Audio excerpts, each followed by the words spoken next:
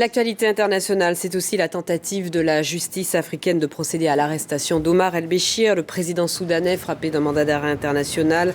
Il entendait participer à un sommet de l'Union africaine, mais la Cour pénale internationale s'en est mêlée, a sommé Pretoria de le mettre aux arrêts. Olivier Ravanello, bonsoir. Bonsoir. On va rappeler qu'Omar El-Béchir est poursuivi par la CPI pour crimes de guerre, crimes contre l'humanité et génocide. Alors là, c'est un tribunal africain qui s'est prononcé pour empêcher à Omar El-Béchir de quitter l'Afrique du Sud, mais est-ce que le pouvoir sud-africain va aller dans le sens de la Cour pénale internationale ? Ça dépend s'il décide d'être cohérent avec ses engagements internationaux, puisque vous savez qu'il y a cette justice internationale qui s'incarne par ce que l'on appelle la CPI, la Cour pénale internationale. Ce sont les héritiers des tribunaux de Nuremberg.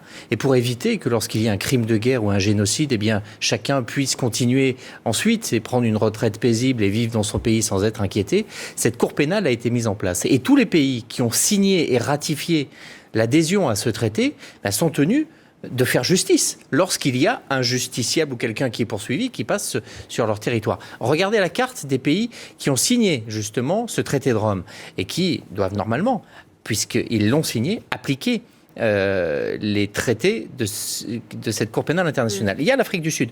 En parenthèse, vous notez qu'il n'y a pas les États-Unis, qu'il n'y a pas la Russie, qu'il n'y a pas la Chine, qu'il n'y a pas Israël.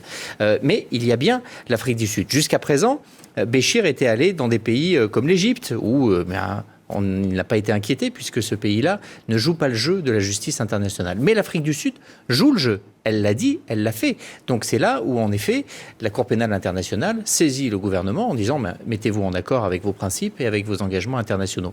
Que la justice le fasse aussi.